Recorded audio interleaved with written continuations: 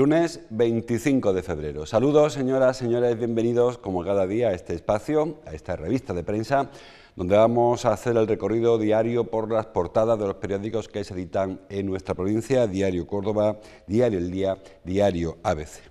Como cada lunes, bastante variedad de las portadas. Vamos a empezar hoy con el diario El Día, que trae hasta su primera plana el asunto del bypass, el bypass de Almodóvar, que estaba bastante parado. Titula el diario El Día: Adif concluye el proyecto del bypass que reducirá las paradas del AVE. Un asunto que, como saben, fue polémico cuando se anunció, que lo ha seguido siendo polémico, digo, durante todo este periodo, aunque estaba en un estado latente, porque aún no se conocía el proyecto y hubo alguna tentación de bloquearlo, porque, como saben, durante este periodo ha habido un cambio en el gobierno de España.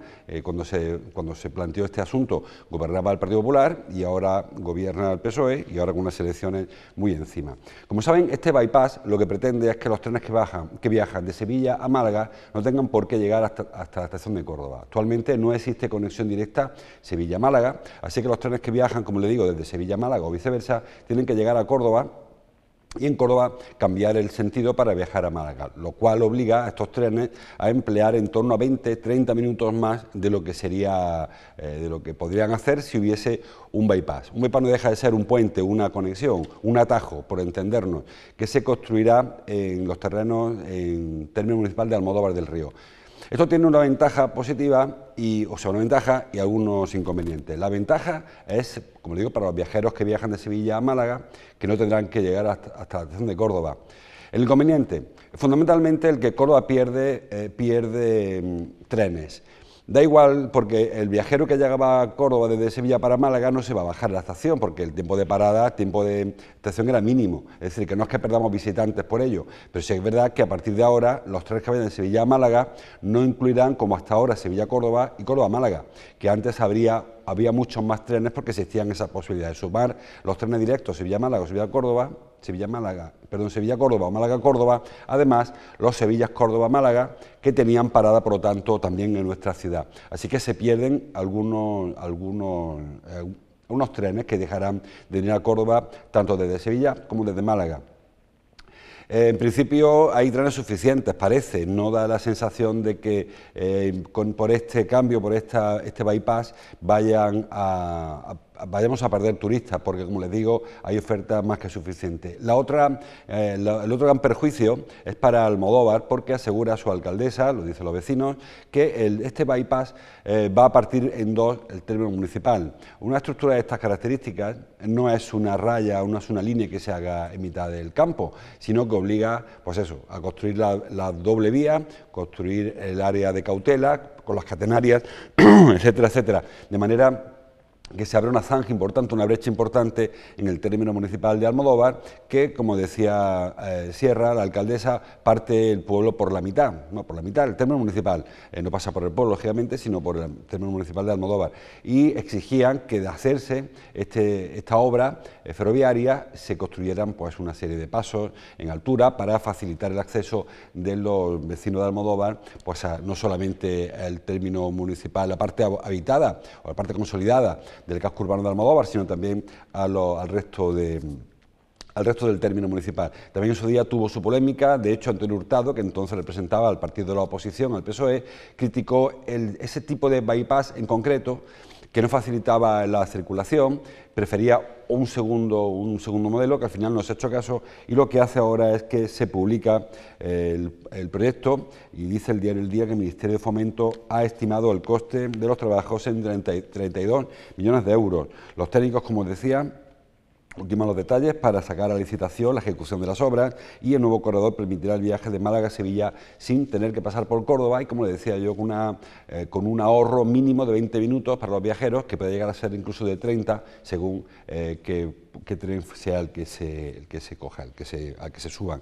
Es un adelanto, lógicamente, que por otra parte perjudica en parte a Córdoba. Es parecido, sin tener mucho que ver, con un anuncio que hemos estado viendo toda la semana, todo el fin de semana, sobre el nuevo trazado de la autovía del sur, de la A4, que, como saben, hay un proyecto del Ministerio de Fomento para esquivar el paso por Córdoba.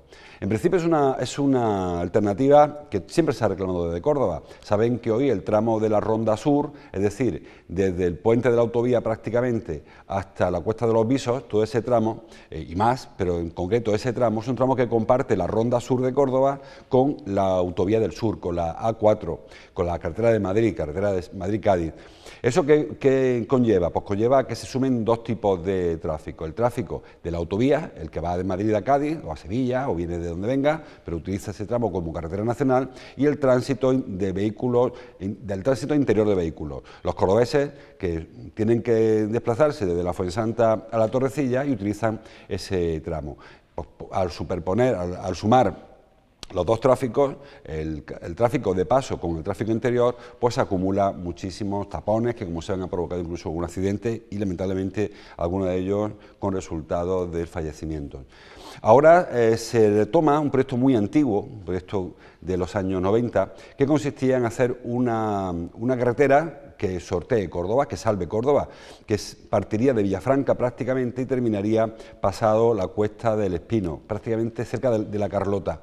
Eso haría, lógicamente, que el tránsito que le decía de los coches que van de Madrid a Cádiz, o de Madrid a Sevilla, o de parte de los trayectos parciales que cada cual quiera hacer, ese tráfico no pasaría ya por la ciudad, no pasaría por el Arcángel, no pasaría por el puente de autovía, no pasaría entre el Virgen del Mar y el Arenal, sino que lo haría mucho más al sur, como les digo, un trazado que yo he intentado recomponer en los planos que algún periódico trae, no me acabo de identificar por completo, pero como les digo, partiría del entorno de Villafranca para recuperar el trazado, aunque también modificado, porque el trazado no se mantiene, a la altura entre la Cuesta del Espino y la variante y la carretera de la Carlota, con lo cual ese tráfico iría por ese camino, y el otro, el tráfico interior, sí que permanecería en la carretera actual, que de ser una autovía pasaría a ser solo ronda sur. Saben, Córdoba tiene ronda de Poniente, ronda de Levante y una ronda sur que no lo es porque es una ronda compartida con la A4. Saludo a Paco Pollato, bienvenido Paco Pollato, director de ABC, como saben, y estaba comentando cómo oía. Bueno, al calor del bypass de Almodóvar, pues me he saltado al anuncio de la licitación o del anuncio de la obra de la nueva variante de Córdoba. Sí. Que hemos visto este fin de semana en los periódicos. Y estaba comentando que, bueno, tiene una ventaja clara sobre el tráfico y una desventaja, que es que aleja a los pasajeros, a los turistas potenciales, de la visión al menos directa de la ciudad. Bueno, pero yo soy de la opinión, viendo un poco los detalles del proyecto, que ha pasado el corte medioambiental, de que se trata también de una serie de actuaciones de seguridad, sobre todo especialmente la que se proyecta sobre la Cuesta del Espino, que sabemos todos las curvas tan peligrosas y que tantos accidentes han provocado y que no son recomendables, obviamente. Y algún desdoble que se plantea en la zona del meandro del Arenal de la Fuensanta, un poco más hacia el sur, pero que tampoco en demasía va a alejar a los turistas o a los visitantes. Sí es verdad que va a permitir que ese tramo, sobre todo antes de llegar a la ciudad y pasando la ciudad, se pueda recorrer a un poco más de velocidad de lo que se hace ahora, pero con un asentamiento más a la idea de la seguridad. También en el caso de Montoro, con una variante y un arreglo del firme. No es una grandiosa obra, pero sí tiene esas dos actuaciones, especialmente la de la Cuesta del Espino, que es bastante significativa y positiva, diríamos. Pues iremos hablando de esta obra según vayamos conociendo todos los detalles. Como decía Paco, lo que sabemos es que ha pasado el trámite medioambiental, con lo cual puede empezar a cometerse. Una obra que tampoco tiene plazo, no se ha hablado de, en principio... No. Solamente pasó un trámite, como es el ambiental, y evidentemente tendrá que seguir ya los trámites propios de la licitación del proyecto y la licitación de la obra. No hay un horizonte temporal, simplemente el conocimiento público de un proyecto que tiene una envergadura y un significado importante. Pues iremos conociéndolo. Seguimos con proyectos, en este caso privados. Dice Diario ABC que Farmex, como saben, la empresa que está instalada en los antiguos Pérez Jiménez, Laboratorios Pérez Jiménez, Farmex invierte 30 millones para producir medicamentos inyectables. Bueno, parece que no cabe en duda de que Farmex llegó para quedarse, para invertir, porque hubo quien especuló mucho sobre ese asunto, que si era un tema de especulación urbanística, etcétera, sobre todo cuando aparecieron aquellos rusos. Ahora parece que no cabe duda. aquellos rusos que todavía tienen un proyecto pendiente en Rabanales 21 que también se anunció hace un año justo a bombo y platillo. Crasfarma. Crasfarma, exactamente, ¿no? Bueno, yo creo que esta noticia es bastante importante. Primero porque si quedaba algún sesgo de duda sobre las intenciones de Farmex sobre la antigua Pérez Jiménez, se disipan con este anuncio y con el hecho de que desde que tomaron posesión de la empresa que compraron, bueno, han desarrollado lo que ellos presentaron en su día ante el juzgado de lo mercantil como plan estratégico de contratación de personal de administración y de puesta en marcha de una fábrica que es un auténtico gigante.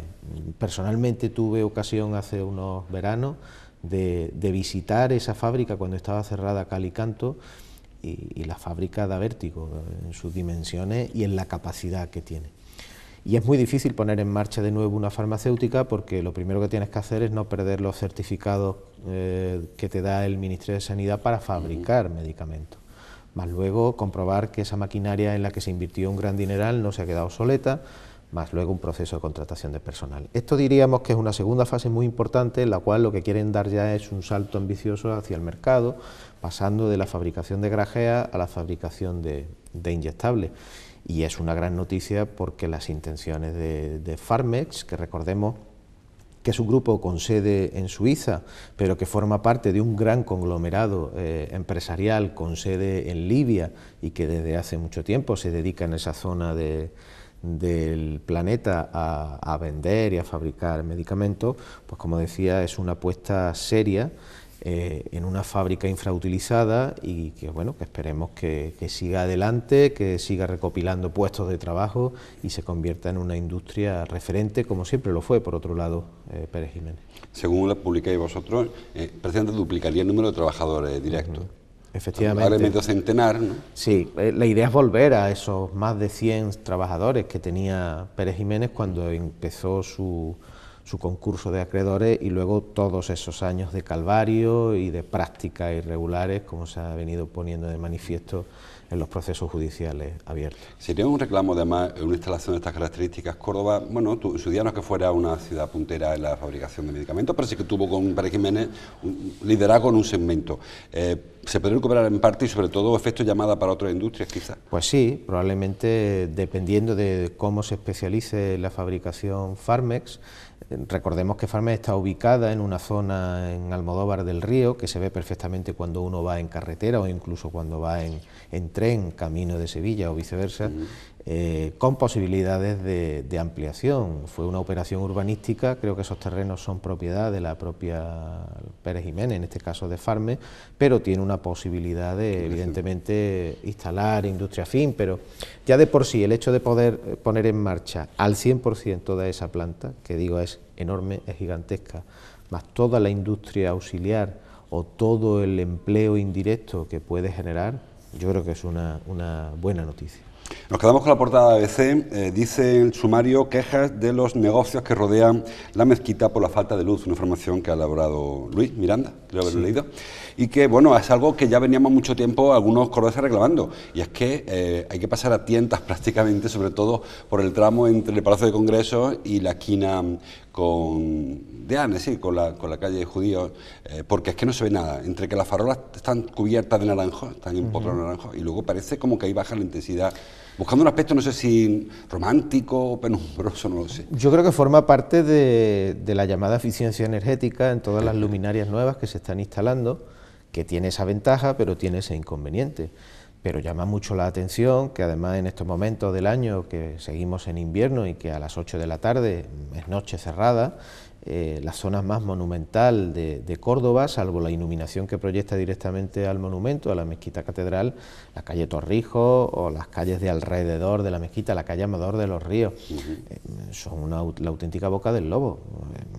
Y hay quejas, como ponemos de manifiesto en el periódico, por parte de los comercios, de los restaurantes, de los bares que hay en la zona, porque evidentemente esa oscuridad no es un buen síntoma ni para los turistas ni para los propios cordobeses que tengan que pasar o pasear por la zona. Incluso algún comerciante nos ha mostrado imágenes captadas por él de la policía, de una patrulla de Policía Nacional que se ubica allí y que hace su servicio de guardia por allí, a la que la propia oscuridad ni se la ve. ni se le ve, perdón, allí mismo cuando está vigilando. Yo creo que hay que tomarse un poco más en serio, que está muy bien la eficiencia energética, pero estamos hablando de una zona monumental que puede provocar un efecto disuasorio en los turistas o generar unas circunstancias que se pueden evitar en cuanto a la seguridad de las personas que por allí transitan. Claro, porque además estamos hablando de que la competencia, cuando siempre que hablamos de pernoctaciones nos fijamos en Sevilla, Granada, que sucede muy similar en cuanto al tipo de turismo. Tú pasas por Sevilla o por Granada, la zona monumental, y es una auténtica antorcha. Sí, por la noche en el entorno de la Plaza de la Virgen de los Reyes, por ejemplo, en Sevilla, no hay esa carestía lumínica, ¿no? Sí. Yo creo que hay que ponderar bastante bien un hecho con el otro. Está muy bien todo el ejercicio de eficiencia energética. Yo creo que nuestros espectadores han podido a lo mejor percibirlo en determinados barrios de Córdoba, donde a lo mejor la intensidad lumínica de sus calles de repente ha bajado. No quiere decir que no estén iluminadas, pero aquí se produce esas circunstancias de una bajada de la intensidad lumínica, la ubicación de algunos árboles que todavía tapan más la luz, farolas que se han que se han fundido o que simplemente no iluminan, ¿no? Con lo cual ahí se genera un entorno con el Palacio de Congresos que está cerrado por la noche, pero bueno, evidentemente no invita a un paseo tranquilo por esa zona. Hablando de turistas, en la parte alta del diario El Día encontramos este titular: Turismo prevé que la cafetería del CRV, del Centro de Recepción de Visitantes, ingrese más de 32.000 euros mensuales. Va a ser la licitación esta cafetería y la tienda, que está en la planta alta, y bueno, un poco para sostener el canon, que creo que son 40.000 euros al año lo que le van a pedir a quien se lo quede, pues se prevén estos ingresos, que son casi 400.000 euros anuales entre la cafetería y la tienda.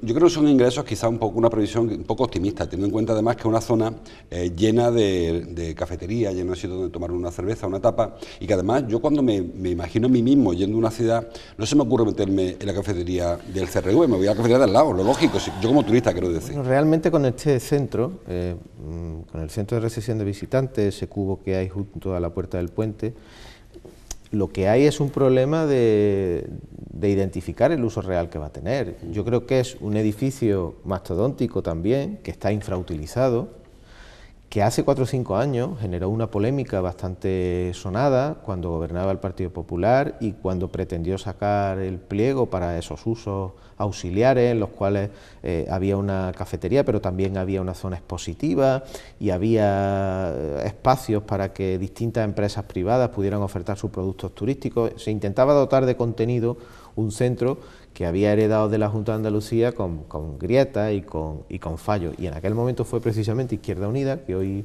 es la que manda en la Concejalía de Turismo, la que cuestionó y criticó muchísimo aquello, porque desde que se iban a poner veladores en las afueras hasta que se iba a convertir más o menos en un centro comercial, pues que no era de recibo. 4 o 5 años más tarde saca a licitación una cafetería que, bueno, no está mal como servicio para los turistas que puedan ir a la oficina de información que hay allí, pero yo lo que sigo viendo es que allí hay una infrautilización de unas instalaciones que, por otro lado, son muy interesantes. El auditorio, que sí se utiliza para algunos actos, es un auditorio que está muy bien en cuanto a capacidad y prestaciones, pero que bueno, que lo que quizás habría que pedir, aparte de la cafetería, que puedan abrirla y que supongo que no entrará en una colisión directa con la competencia que hay al lado, es que se le dote de mayores usos y que sea un edificio que aporte más de lo que yo creo que está aportando en estos momentos. Sí. Hay otras ciudades que tienen centros parecidos donde se pueden incluso reservar hotel, se pueden comprar entradas. Yo creo que aquí todavía no se ha previsto esa utilidad. Y sobre todo yo sigo viendo un horario escaso. Evidentemente esto depende de las administraciones, y en las administraciones el horario de los trabajadores pues está más regulado, ¿no? Pero yo creo que en determinadas fechas, además, que hay puntas de turismo, puentes, fines de semana, ahora viene el puente de Andalucía, yo creo que tendría que ser un edificio mucho más activo en ese sentido, ¿no? Un verdadero centro de recepción de visitantes, y al ser centro de recepción, recepcionar a los visitantes y ofrecerles todas las posibilidades reales que se puede tener en la ciudad. Hoy cierra a las 7 de la tarde, digo, para que lo sepa el que se quedó en la cafetería, que a las 7 tiene que echar las persianas. Pues si cierra a las 7 y a las 8 hay que andar casi a gata alrededor de la mezquita por los problemas de iluminación que tenemos, pues evidentemente el paisaje urbano que estamos pintando es un poco inhóspito. Hablando, también lo publicaba este fin de semana, la otra oficina, la que tenemos en la estación, está cerrada y va a cerrar un par de semanas. Sí. Que se supone que esa sí que es otra entrada, en este caso para los que vengan a Córdoba en tren. Sí, evidentemente es absurdo. Necesitamos un punto de información turística en una estación en la que, si no recuerdo mal, pues son casi 1,9 millones de viajeros los que se mueven durante todo el año, ¿no? Una parte serán locales, pero otra gran parte son turistas, y evidentemente ahí es donde hay que hacer otro ejercicio importante de captación y de centro de recepción de visitantes que nos llegan por la línea férrea. Bueno, pues habrá también que avanzar en ese sentido. Trae una foto el diario ABC, la parte alta de la cabecera, para la Marquesa del Mérito. Titula: La Marquesa del Mérito crea una fundación para San Jerónimo. Realmente la noticia no es nueva, o sea, la fundación lleva ya algún tiempo en funcionamiento, y lo que quizás sea nuevo es que se activa y que se empieza a pedir fondos para el mantenimiento. Debe ser un mantenimiento bastante costoso. Este monasterio del siglo XV, creo que se construyó a principios del siglo XV, empezó a construirse, y que se desamortizó o dejó de ser religioso en el siglo XIX. A partir de ahí, pues los marqueses del Mérito lo han utilizado. La familia del Mérito, la que se hace con la propiedad, con ese centro, efectivamente, y desde entonces la verdad es que la labor de la Marquesa está siendo en ese sentido encomiable, ¿no? Porque yo he tenido ocasión de visitar en varias ocasiones el monasterio. Yo creo que es una de las grandes joyas patrimoniales que tenemos en Córdoba, una gran desconocida. Bien es cierto que no se abre al público de manera tan amplia como quisiéramos, aunque tiene que cumplir una serie de requisitos por ser bien de interés cultural, pero yo creo que es la gran desconocida de Córdoba. Y evidentemente es una buena noticia la creación de una fundación, porque al menos ya hay un continente en el que se puede tirar de otros mecenazgos, en el que se puede buscar líneas de colaboración, y sobre todo porque el monasterio de San Jerónimo se ha encuadrado dentro del plan estratégico de relanzamiento de Medina Zahara, después de que fuese elegida Patrimonio de la Humanidad, y se proyecta como otro de los activos complementarios a la visita al yacimiento arqueológico, y con una serie de intervenciones como el arreglo de los accesos, más algún tipo de acuerdo que se pueda llegar con la Marquesa del Mérito para que se puedan ampliar esa visita. Yo creo que gana la ciudad. Esta familia estará encantadísima de poder poner a disposición de todos los cordobeses y los visitantes ese magnífico patrimonio, y una oportunidad que no se puede perder, sin duda. Además, la unión, aunque parezca un poco estrafalaria, el monasterio de San Jerónimo de Medina Zahara, hay quien también asegura que parte de la obra del monasterio se hizo con la cantera de Medina Zahara, una etapa en la que aquello estaba abandonado prácticamente. De hecho, hay un cervatillo en el monasterio. Efectivamente, hay uno de los patios que replica un cervatillo como el que todos conocemos, figura icónica de Medina Zahara, y que allí se puede ver ejerciendo las funciones de surtidor de agua que se supone que tenía el cervatillo, o los cervatillos que se emplearon en las muchas albercas y en los muchos patios que tenía la ciudad califal. Por la historia de la arqueología, que por cierto, una entrevista estupenda, la de Aristóteles a Pedro Marfil, este fin de semana, que también se lo han visto. Les recomiendo que la busquen en la hemeroteca de ABC que aparece. Bueno, una información en la que sí que hay unanimidad de periódicos es el tema de la romería de la Traída, la romería de la Virgen de Luna. Tocó ayer bajar la Virgen desde el monasterio de la Jara, ¿no se llama? Sí. De la ermita de la Jara hasta Pozoblanco, luego ir a Villanueva, en fin, con ese recorrido que hace cada año la Virgen de Luna. Ayer 25.000 personas, dice las crónicas, que visitaron el monasterio. El diario Córdoba, romería multitudinaria, en un cintillo en la portada. El diario El Día lo trae también en el sumario con foto, con la Virgen de Luna en lo más alto. Miles de romeros acompañan a la patrona a su entrada en Pozoblanco, y referencia también en el diario ABC, páginas interiores. Bueno, sí, interiores. Sí. Digo, una fiesta que es la fiesta del norte de la provincia, de los Pedroches, y que tiene mucho recorrido durante el año. Sí, y además ayer el buen tiempo yo creo que acompañó y propició estos números tan multitudinarios como 25.000 personas. Bien, es una romería que traza perfectamente la manera de ser y la cultura del norte de la provincia, ¿no? Sabemos que este recorrido de la Virgen se produce tanto hacia Pozoblanco como hacia Villanueva, y que ahora estamos en las fechas en las cuales va a llegar al municipio pozalbense, y allí estará durante 4 meses, y yo creo que es la gran cita por antonomasia del norte de la provincia, en el que Pozoblanco pone lo mejor de sí y que se produce además en un ambiente muy festivo, en el que el paisaje y regala estampas maravillosas, ¿no?, de lo que es esta zona tan bonita de la provincia. Una cita esta de la romería de la Virgen de Luna, que no solamente es para los habitantes de Pozoblanco, mucha gente de la capital que sube a la zona, de muchos pueblos de los Pedroches que acuden a la romería de la Jara, romería de la Virgen de Luna, en este caso, como decíamos, la de la Traída, pero que luego acompaña también la subida a Villanueva, en fin, es una fiesta la que poco a poco se va consolidando en el calendario, no yo digo religioso solo, también, incluso en el festivo. Por supuesto, porque además de ser algo muy icónico de la comarca de los Pedroches, yo creo que se convierte en una magnífica oportunidad y en un atractivo turístico para la propia zona, como digo, para acudir a un paisaje y a un lugar, pues yo creo que como poco en Andalucía. Bueno, la otra referencia de los tres periódicos es la del fútbol. El diario Córdoba trae en su portada, es el titular de apertura, la derrota en Almería honda la grave crisis deportiva en el Córdoba, una foto de la agencia, en la que se ve al delantero del Córdoba, Pío Bacari, que se lamenta tras una ocasión perdida. El diario El Día, una foto también de agencia, nuevo salto hacia el infierno, titula, y la foto Carrillo trata de bajar el balón, Carrillo que marcó el gol del Córdoba. Y el diario ABC Foto para Curro Torres, que parece el señalado, casi el sentenciado, o al menos el ajusticiado, a espera de que se ejecute la sentencia. Lo del partido de ayer del Córdoba tiene, como siempre en esta temporada, varias caras. La primera es que el Córdoba empezó bien y la segunda es que le remontan mucho al Córdoba, demasiado. Los últimos 5 jornadas le ha remontado 4 veces el marcador. Se ha convertido ya en una triste costumbre y yo creo que eso es lo que refleja la situación que vive el equipo, ¿no? Un equipo que no termina de dar la talla, que no está metido 100% en la competición, al que le puede cualquier gol que le hacen pese a adelantarse al marcador y se hunde en el terreno de juego, con debilidad defensiva. Yo creo que es algo ya que se está repitiendo demasiado en el tiempo y el Córdoba está ahora mismo en una situación muy complicada, ¿no? Todo parece indicar que en la jornada de hoy Curro Torres va a dejar de ser entrenador. Y quedan 3 meses fundamentales, quedan 3 meses en los que el Córdoba está a 6 puntos de la salvación. Estamos además en un año en el que la permanencia va a ser la más barata de los últimos tiempos, entre comillas. Significa la más barata, en la que vas a necesitar menos puntos para salvarte y en la que además solamente 3 equipos y no 4 son los que van a bajar.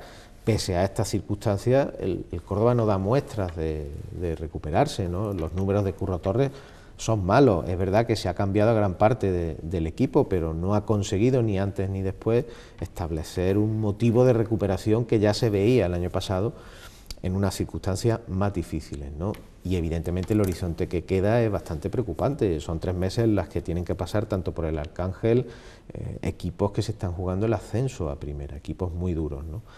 Y vamos a ver qué entrenador llega y cuál es la respuesta de una plantilla que sigue sin mostrar signos de fortaleza ni de competitividad a un nivel en el que los otros equipos se lo juegan igual o más que el Córdoba y demuestran otra actitud, otro talante.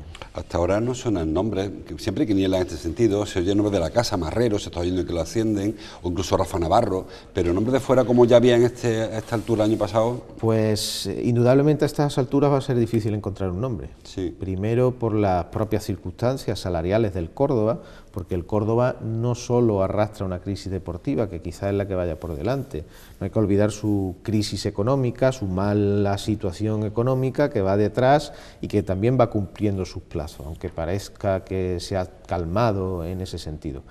No sé qué entrenador estaría dispuesto a venir a hacer esos 3 meses, una auténtica proeza, porque sería una auténtica proeza, y en qué circunstancias, ¿no? Y parece ser que las opciones de dentro o las opciones de casa, por decirlo de alguna forma, incluyendo las de Rafa Navarro, que ha sido entrenador, me parece, del Espeleño en tercera, sí. En tercera división, pues sería una opción que conlleva los riesgos que conllevan esas opciones.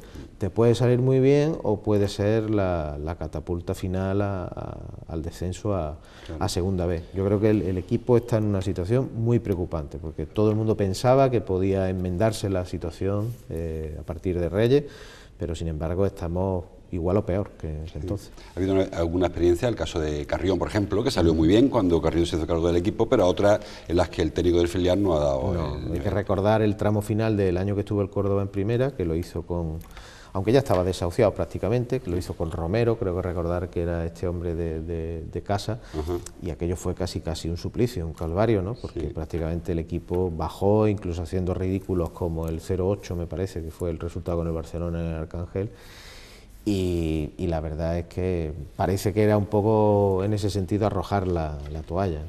Bueno, pues a ver qué pasa. El día de hoy quizá no tiene un nombre, no sabemos, porque sigue el secretismo el Arcángel, quizá un poco auspiciado por lo que decía Paco, a ver a quién traen que quiera cobrar lo que se le puede pagar, porque tampoco hay aquí la alegría que el año pasado había por esta fecha con la llegada de Oliver y León, que sí que se soltaba la chequera con mucha más facilidad que ahora. Bueno, sí, hubo posibilidades que ahora mismo también se han conformado en algunos de los problemas económicos que tiene el club, pero evidentemente la onda y el signo de aquellos tiempos no es el signo de estos tiempos, sin duda, y ojalá me equivoque de todas y dentro de 3 meses podamos estar hablando de que el Córdoba se mantiene en segunda. Bueno, pues lo dejamos aquí, hasta que hemos llegado. Hay mucha más información en los periódicos, la encuesta que publica ABC de GAD3 para, bueno, en previsión, la perspectiva de las próximas elecciones, también información en el Córdoba sobre las propiedades de la Junta en la capital, en la provincia, que tampoco hemos comentado, y más cosas que merece la pena profundizar. Gracias, Paco, como cada lunes por tu visita, gracias a ustedes por estar ahí. Vamos a abrir un pequeño paréntesis carnavalero, porque hoy comienza la fase final del carnaval, lunes, martes, miércoles hay semifinales, el viernes la gran final, así que vamos a parar este programa hasta el lunes que viene. Vamos a hacer esta pequeña paradilla, les invito a que vean el carnaval en directo cada tarde, 8:30, como les digo, semifinales lunes, martes, miércoles, jueves descanso y viernes la gran final. Por lo tanto, hasta el próximo lunes, como siempre, gracias por su atención.